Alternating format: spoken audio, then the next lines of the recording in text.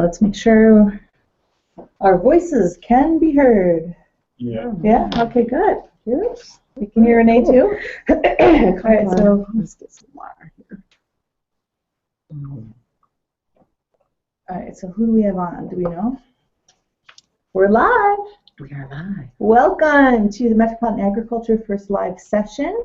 I'm Chris Geith at Michigan State University, and I'm here with my friend Renee Wallace from Food Plus Detroit. And let's see who we're being joined by. This is also being recorded, so those who can't join us can kind of hear our conversation. We've been privileged to have about 500 people enroll. There are about 40 to 50 active students that are, participants that are going through the weekly assignments, and they're from all over the world. All over the world. A handful from the United States. There's at least one, I think, from Detroit who couldn't join us today.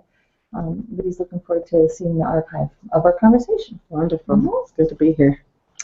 Well, some people actually sent in some questions, so we can get to those later. But first, maybe we can just start with you telling us about yourself and Food Plus Detroit, because a lot of what you're doing in Detroit is similar to what people are doing in Trinidad and in Venezuela and Peru and in France, all over the world. Right. Yeah. A little bit about myself.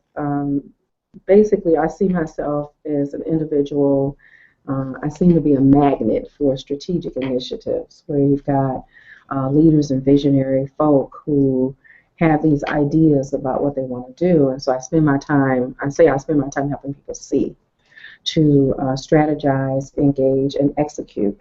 So helping them, see clearly, organizing their thoughts, being clear and organizing the change that they're doing, then being able to look at the appropriate people, so organizing the people and the work.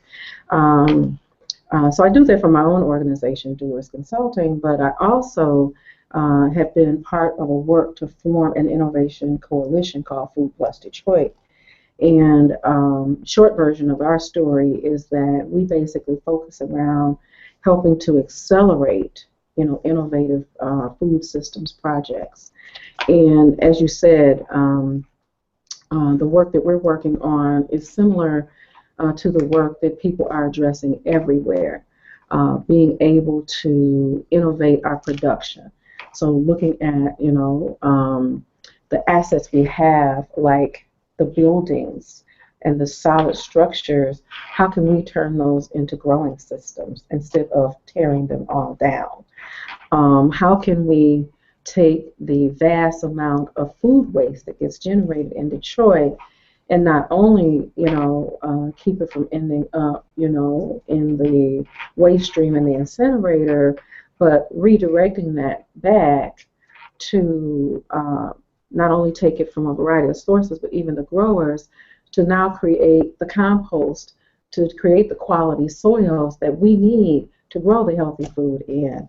And so I think that everyone can relate to that. And then the work that we're doing with MSU Global to create the collaboration and innovation platform, which really helps facilitate the process. It's a holding space for how we do our work together, but it also is a space that allows us to network those resources and to do broad knowledge sharing with a number of other people. And those are all things that, being a part of the community, we understood that those were places where opportunities existed for us to strengthen the overall networks, in the city. And so that's what we're involved in, presently. Thanks. Can you share with people just sort of a nutshell overview of Detroit? Because there are so many different things going on in terms of urban gardening and so many different gardens, so many different groups. Maybe you can kind of give them the landscape, because some of the questions that have come up in the first couple weeks assignments have been, how do you deal with multi-stakeholder groups? How do you deal with the policy things that you come up against that are barriers to implementation? How do you get people together to create a market or create a value chain? And maybe you can kind of give people a grounding in the big picture, and then talk about maybe a particular project, maybe the composting one, which has also come up. There's other people dealing with that in their cities. Okay. Well, probably like most places, ideas spring up and you've got different people doing different things. So Detroit has a very strong history in urban ag. There's been a lot of work with people doing innovative kinds of things, and folks come from all over the country to tour places like D-Town Farm, which is operated by the Detroit Black Community Food Security Network. People come from everywhere to visit because that work is grounded in community. It's grounded in creating and being a part of a food system where there's some sovereignty, so that you take some responsibility in stepping up for building what needs to happen. What needs to happen in your community. So there are folks who are doing this work. While we talk about it as sustainability, that language has morphed. When you talk to folks in that realm, it's really about self-determination. It's about justice. It's about equity and opportunities to participate in building a system that supports you. We all have to eat, and so we have the right to participate in it. So you have organizations like DBCFS, and you have the Detroit Food Justice Task Force. So their lens is really about, yeah, we're growing food and we're doing this, but we want to make sure it's done in a just way. Then you have the Detroit Food Policy Council, which really was actually birthed out of some ideas and work from the Black Community Food Security Network in terms of what does it really mean to have food security. And so they went away, did the research, created the policy, and then and Councilman member Joanne Watson, who is the former council member now, was city leadership who said yes to that, and was the one who helped lead the way to the actual formation of the policy council. So now we have this policy, now we need a council to help execute that policy. And so the policy council gets involved in things like, year before last, we developed the urban ag ordinance.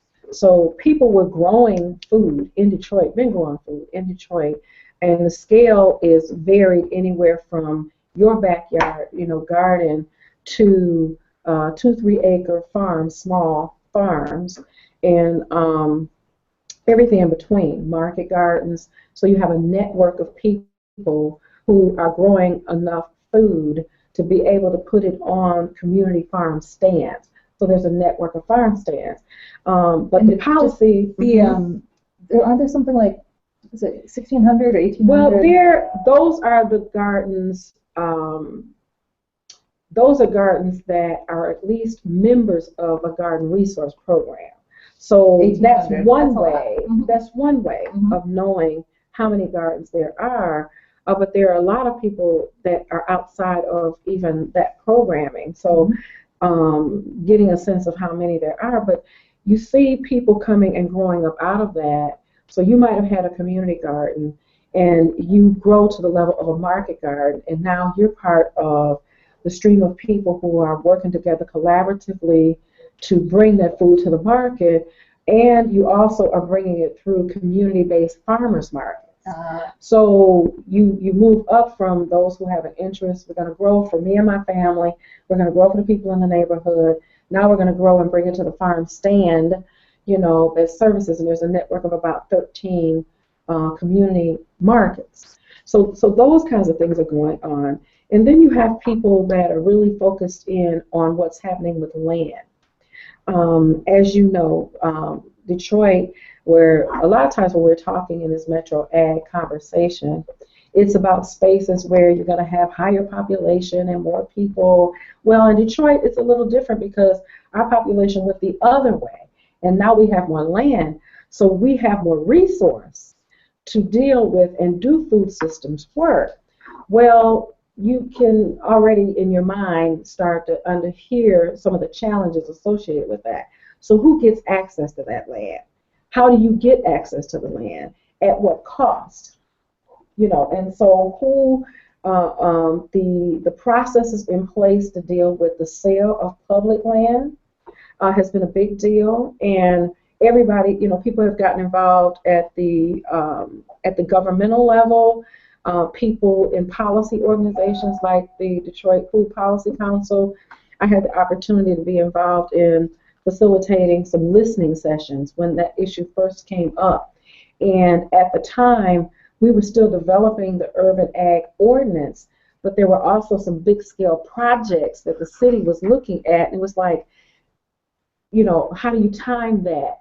Do you put the legislation in place and then put a process, a just and equitable process that everybody can access in place before you do big deals? Well, you know what happened with that. But so there's a lot of different things going on, and now the city is in the place where they're looking at moving large amounts of land out of the public space into a land bank and an authority. So now it becomes, okay, how do you get to buy land from there? So if you do a bundle and it's $3 million, can you go buy that? Can I go buy that? Who gets to buy land? So there's all kinds of dynamics going on, and then there's the opportunity for the social innovation. How do you appropriately and effectively engage people that are being impacted by now looking at urban ag, urban livestock in an urban city, in a core urban city that has very diverse landscape. So you have some areas where the neighborhoods are very stable and they're very densely populated. So what does that look like if chickens in my backyard versus pockets where we have high levels of vacancy, where land is open, very few houses? So then what does urban ag or urban livestock look like? And then everything in between. So we're wrestling, with those things because we're working right now on the regulations, the standards, and the codes to do urban livestock, in Detroit. And the good thing for us is that we really don't have to wrestle with the right to farm, the restrictions of that, but being mindful that being a good neighbor says that I take into consideration what's going to happen in this environment, both the health, the environmental, and then the sound and just consideration for you as a neighbor in where we put things and how close they are and how much we do. So we're wrestling with all of that. And the compost and the livestock really address a lot of the same issues. People are concerned about smell. They're concerned about the attraction of rodents because, if you got food around, hey, they're looking for the food. And so you have to have very solid commitments to management practices so that you minimize that. As we've been talking to people that are animal keepers, it had an interesting conversation with Mike Ham right here at the about the whole livestock piece, and he said it is inevitable. If you have livestock, you're going to have rats. You can't have one and not have the other. The question is, what level is that going to be, and how you practice your husbandry of the animals and your management is going to determine if that, as one of the keepers said, is that going to be in the normal phase or is it going to be an infestation? Mm-hmm. So all of these, it's so dynamic and so many moving parts. And so there are people who focus in on a variety of different things. And what we're trying to do with Food Plus is to create a space to increase the connectedness of the work.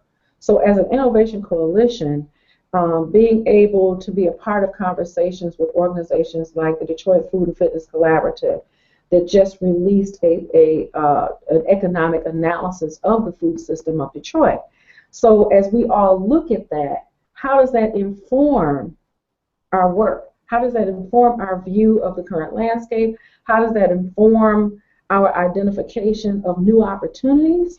And then how can we collectively begin, as leaders and whatever level you're doing your work, begin to align our work so that we can have greater impact? That's the kind of thing that I see Food Plus, stepping in and partnering with other folk to make happen. So it seems like from some of the questions that we had ahead of time that we'll get to right now, people were really seeking, stories and advice about how to maybe create a coalition. Mm-hmm. so that they can start to make progress on those different fronts. So maybe you can talk about who is part of the coalition, like what sorts of roles, not the individuals, but what roles do they have? Right. So when we first developed the coalition, we were building this, in relationship with MSU that started out with a global perspective around what are some of the important things that we need to deal with. But and we also, transform the global university principles. Yes, and being able to contextualize it was important to us. It was great that, okay, we're all talking about this, but contextualizing it for Detroit, because while everybody else is concerned about population expansion, we're like, okay, how are we going to use our assets differently? Because we have this land, and we have people, and we have water, and we have all these things. So as a coalition, talking about the vision of what a food system in Detroit would look like began to attract different people to the table. For example, an organization called Sustainable Waterworks. Jay Richardson is a water guy, and he's a water with technology guy. So he's very interested in how you innovate the water practices. When we took your group out to look at Recovery Park, and Jay stood in that little patch, and he talked about the slant and how you need to look at when it rains, and we've got the storm water, and making sure that we have a system in place to capture that water and treat it and then bring it back into the system for agricultural purposes. So people at the table coming from both their area of expertise and their area of passion, and how do they contribute. We have people from the government sector. For example, Catherine Underwood, who is a planner for the city, really helps do leadership around how do we develop the standards and codes and the ordinances and the policies that allow us to do these things in the city. Then you have others at the table who are actually doing food systems work. They're growers, they're processors, so we really look to draw people in from community-based and societal-based organizations, from academic institutions like the relationship with MSU and Wayne State, business people like myself. It's like, well, how are we going to create the entrepreneurs? How are we going to create a culture of entrepreneurship within the food system development? And what am I missing? Business, societal, government, and academic. So we really kind of pull, and the corporate fits in the business piece. Yeah. So we've got people coming from different perspectives. So on a project like the composting project, we've got eaters, because everybody eats. So you're growing the food, and you're eating the food, so what are you going to do with your waste? We've got organizations like Forgotten Harvest, which is all about rescuing food and then redistributing that. But even in that process, some waste falls out of the process, and they're very conscious. So they want to know that waste is still going to a productive use. You have operators, people who want to develop and grow up their composting system, but we're doing it as a collective so that we can distribute these operations around the city. So strategically, we are moving that waste right into those systems. So you think about the work and what is in your space and people that have an interest in doing it. So you have a hub of folk, and then you connect and invite other people who can help build that. And so some will be at the table more than others, but you have a core group of people who are consistent to that, and you have others who may come in based upon their expertise and what they bring. And people volunteering their effort? Yeah. Presently, because we are, as a new organization, we're in that stage where we identified a set of inaugural projects so that we could put to practice the principles and the methods. And it will also help us to shape the services that we'll be able to provide when we open it up to the submission of other kinds of projects. Okay, that's where we are presently. And you just got your first Yay, we just relatively got our first first grant. Yeah, you Yes. just got your first Yes, grant. we did. Congratulations Thank from the you. Americana Foundation. So Thank they're a group you. that funds kind of socially oriented projects Yeah, in and Detroit. So that gives you your first footing to really fund pay yeah, people's efforts and get some more and traction. they like to fund things at the early stage, which, is very important when you're doing this, that people they can see the vision with you and they're willing to invest. And I think that we put forth a very strong proposal and the kinds of people that we brought to the project. So when you look at it, I think that when you're evaluating the level of risk, and in that particular proposal, so they awarded us $30,000, but we had over $180,000 of investment from people in the coalition. Now, if you're looking at that, that's a pretty attractive proposal. Mm-hmm. So you have, I tell the team all the time, is that we have to attract the resources. But we start in our own pockets. What do we have? What do we know? What can we do? What do we have that we can contribute to our own work? And that makes us magnetic. Mm-hmm. And it helps attract what we need. It's working. It's working. Congratulations. Thank you. Let's get some of the questions that people sent ahead of time. We have these here. And is anybody on live with us? It doesn't look like it. I don't see anybody in my window, so we'll just assume nobody could wake up with us this morning. 6 people and 1 person posted a question. Okay, I can't see the question. All right. But Rashad here, we'll see. We'll just so you can see what we've got here. And this is my office. There's Rashad. And since I can't see any questions, why don't we start with the live person, then we'll get to the pre ones. Under these various councils managing these programs, is there anyone or group that teaches these individuals on how to grow and/or market the products they grow?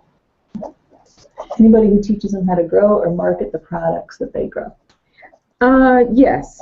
There are a couple of organizations in Detroit that really do help growers learn how to grow. You have organizations that have youth entrepreneurship programs in the summer, and they teach young people how to grow. And many of them are connected through a program called Youth Growing Detroit. And that program is facilitated by an organization called Keep Growing Detroit. And so those youth learn to grow, and they market at the community markets that I talked about earlier. You have organizations like I mentioned DVCFSN, and they have a program where they not only are teaching youth how to grow, but they also have an internship program, as does Earthworks. So there are a number of organizations in the city where people can learn, how to grow, and also those that want to market at the community markets are really taught how to market at a community market. How to prepare their product to bring to the market. They work as a collective, so you manage your growing. They have a system for you to bring it to the market and get it to the tables, and then tracking the earnings that people get. How is that group funded? I think that there's a diversity of funding. The community markets group is facilitated through Eastern Market, which is a large, food hub, in the Detroit area. Which is a nonprofit organization. Which is also a nonprofit organization, but it's quasi-governmental because it's related to the city. It's connected to the city. And so they get funding from a variety of places. I mean, they go after, grants. They have also built relationships with banks and financial institutions in Detroit who will fund market development. For example, I was involved with a group called Genesis Hope, and we operate Island View Farmers Market. So a few years back, we were awarded, some funds, and we were able to buy the tents and the kinds of things that we needed to set up. The market moved from just nice flat tables to something that really was appealing. It's on a bus route, so people get off the bus, they come to the market. So Eastern Market has a team that helps to facilitate the community market network, which I think is about 13 markets now. So that's one example of how you can, seek, funding and how they help develop markets. And are you aware of any websites or web, virtual resources? So if somebody's in a community that's just getting started, they don't have all these organizations already in place. Is there a place that guides people? That's a gap. Okay. And that's part of why we're doing what we're doing. Let's solve that gap. is the fact that when we talk to people in the formation of Food Plus, people were concerned always about, redundancy or replication of work or whatever, but we basically were able to find places where there are gaps, but then also places where some increased capacity. So all duplication is not unnecessary. I mean, if what exists is not necessarily enough to meet the capacity, then you still need other people to do work. So one of the gaps is the knowledge sharing. I could be on the east side of Detroit doing absolutely bang up, work, but the people on the west side, unless I know you, may not have a way to tap into that work.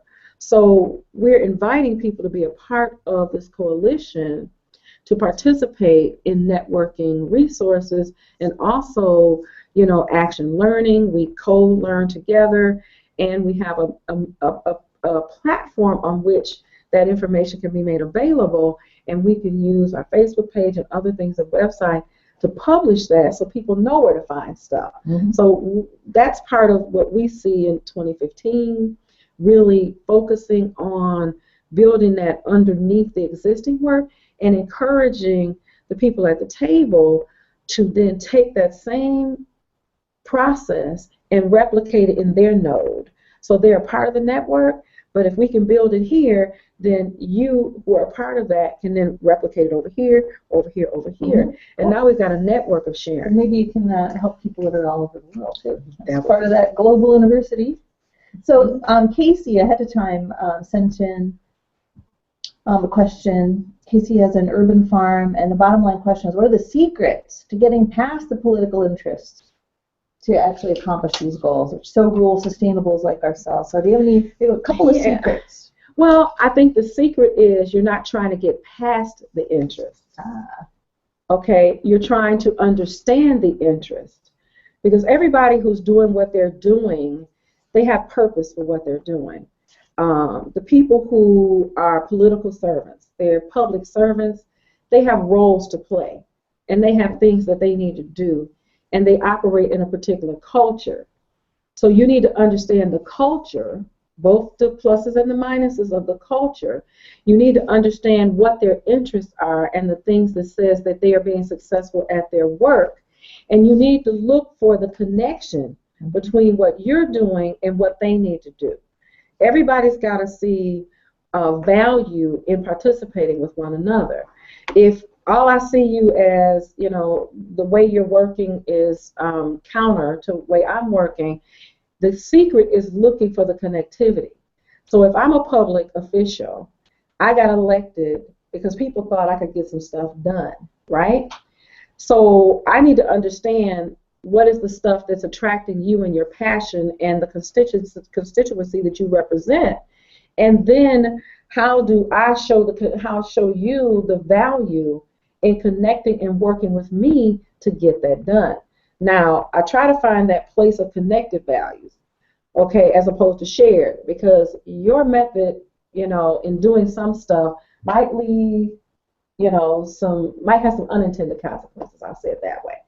But I can work with you by bringing an innovative approach to engagement that might help mitigate some of those unintentional consequences, because you might not have that skill set. So I look for the intersection. It's not get around you. It's how do I show you that working with me is a benefit to you and to me. How to connect. How do you connect? You've got to, it's like the language I would say is take another look and look at it differently. So, thank you for that one. Sylvanus from Cameroon asked several questions, and I think maybe one of them that you can provide some answer to is, what other products and services can agriculture deliver to urban consumers besides food? Well, community. Besides food, you can bridge gaps and build community. In order to even do the agricultural work, the kind of consideration that's needed, because it's all interconnected, and being able to take the time to be deliberate and intentional about how you build community. People have different perspectives, and if I will deeply listen to your perspective and find that point of connectivity and weave those things together, then we could actually do more agricultural work. So we have to do the social innovation side of this work, and that's the people side of the work. That's where if I'm really interested in growing food and I want to do it in a particular area, who's eating that food? Am I talking to those people? If I'm doing animals, can I approach this from the perspective of the animal so that the space that I put you in is conducive, it's healthy? So I think sometimes taking another look outside of your own perspective and then connecting to other people is the real deep work of creating the environments, that are conducive for doing the work, with people feeling like you know how to be with them, I like to say, in the work. Being able to listen in a generative way, which says that while I'm listening to you share your perspective, I'm thinking about how does that help us create what we want, as opposed to trying to think of how I'm going to come back against what you don't want. That's a different framing. That's a whole nother way to engage with others. So I think that one of the biggest opportunities we have is actually creating community. Thank you. And I think, Rashad, there's another question online. We have about 3 questions. Okay. The first one is, as interesting and motivating as this topic is, I can't help to worry that large corporations and organizations like national corn growers could heavily influence the success of smaller growers. How do you see these influencers impacting the market in the next decade or so?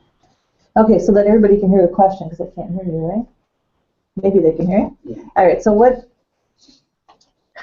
been your experience so far in Detroit in relationship with large big ag interests, what we call big ag, farm corn growers association, or once you get into animals in the city, you've got pushback potentially from the big ag, not the people who are doing large-scale agriculture in cities, but big ag out in more rural areas. What's been going on with that? I at this particular point, that's not. It hasn't yet surfaced as a big factor. Keep in mind that prior to 2012, we didn't have an ordinance to allow it.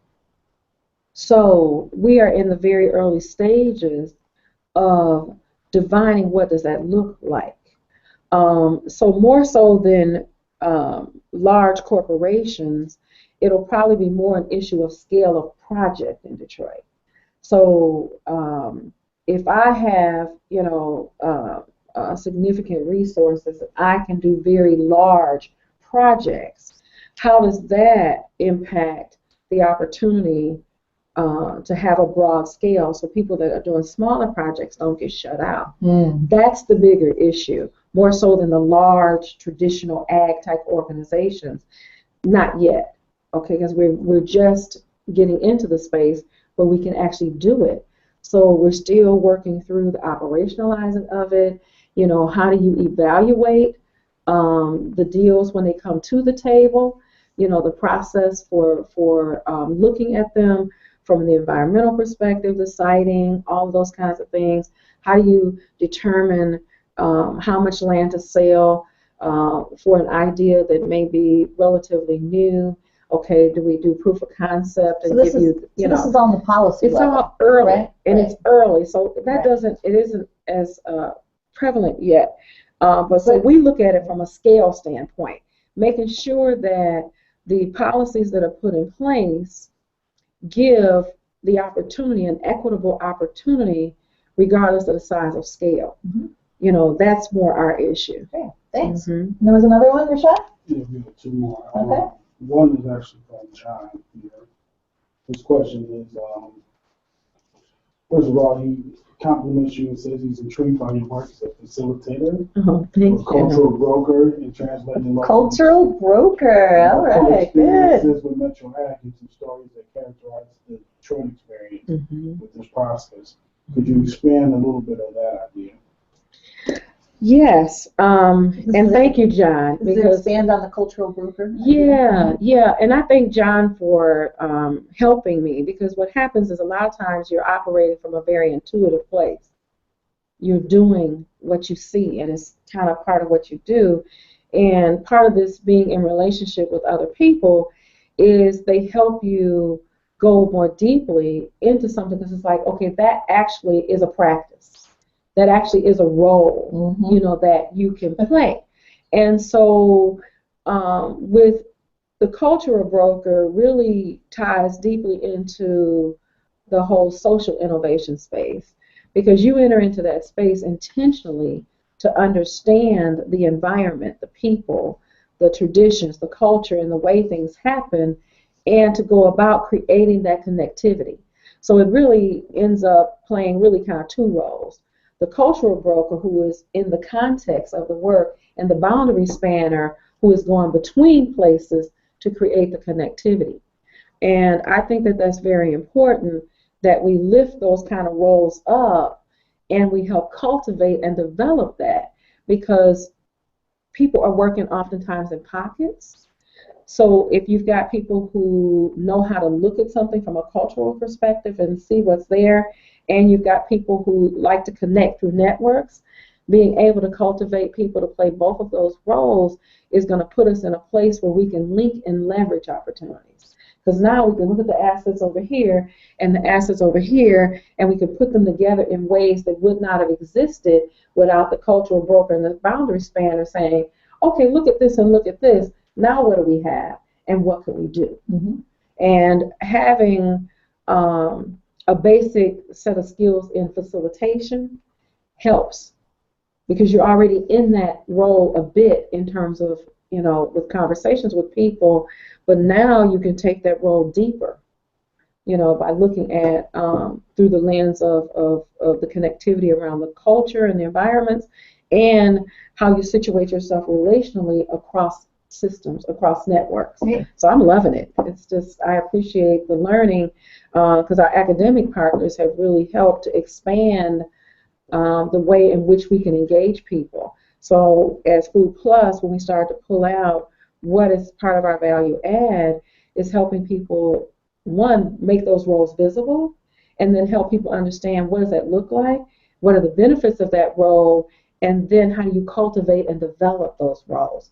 The boundary spanner, the process monitors, the people who are in the room who understand what's supposed to be happening, and they kind of help the people who are leading projects and project managers and people doing work together to stay on the focus of, this is how we said we were going to do this. Are we taking into consideration our values? Are we looking at our operating principles? So they're kind of the process cop. We call them process monitors, but they're really a process cop. And one more question. Yes. In light of the MetroAg principles of the 3 Ps, what is your view of the sustainability of nonprofit organizations? Ooh, nonprofit sustainability with the 3 Ps. Well, I think that we have the opportunity to kind of take an innovative look at sustainability as it relates to nonprofits. Moving away from just looking at programs, but looking more at the outcomes and the impacts of what it is that you're doing, and then what are some other delivery mechanisms to getting that done. For example, many of the engagers in our compost project, all of the 4 operators are nonprofits. So they were already doing some level of composting, right? And they're also growers. But doing the compost project creates the potential of two revenue streams. Now waste is being diverted. The tipping, kind of fees for taking that waste in becomes a way to create a revenue stream in. It also, they can create their own compost for their farm operation, but then they can also have a system on the back end of producing a marketable compost that they can now sell that meets the needs of the gardening community, the landscaping community. I was in a conversation yesterday about how do we help build and provide the topsoil for all the demolition work that's going on to infill with quality soil. So for those particular nonprofits, we hope to advance and accelerate their sustainability. So looking at how what you're doing and being able to do that in a way that from a sustainability standpoint is done with little or no harm environmentally. It is done in a way that builds health because now we're increasing the quality and the nutrient value of the soil in which we grow our food. And so over time, we should be able to see, some change, there. So I think that there are ways that nonprofits can take another look, at how they're engaging, in the place so that they can add the social entrepreneurial aspect and be a part of the social innovation. And I think that that'll help increase their sustainability. And with that, our time is up.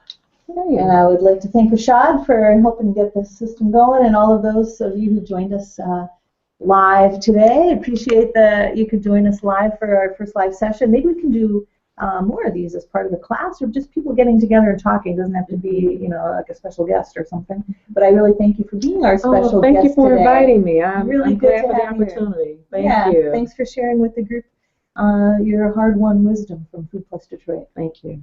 Thank you, Renee. Thank you, everyone. Have Thank a you, great everybody. day. Bye for now.